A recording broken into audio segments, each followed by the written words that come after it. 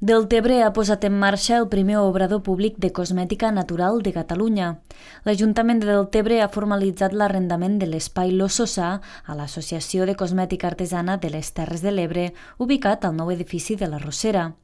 Neix com un espai compartit perquè artesanes i emprenedors puguin elaborar productes cosmètics complint amb tota la normativa. Ja farà quasi 4 anys, ara ja no és reivindicació, és realitat, i era perquè hi havia una necessitat al territori, que era que els artesans de la cosmètica ens trobem que quan volem treure les nostres marques al mercat tenim que anar a complir la normativa de les grans marques industrials, que tots coneixem que ens poden vindre al cap, no?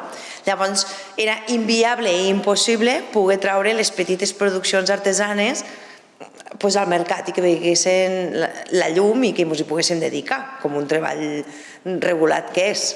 Permet elaborar productes cosmètics en unes instal·lacions homologades. S'impulsa així un sector emergent vinculat als recursos naturals del territori, especialment a les plantes aromàtiques i medicinals del Delta de l'Ebre.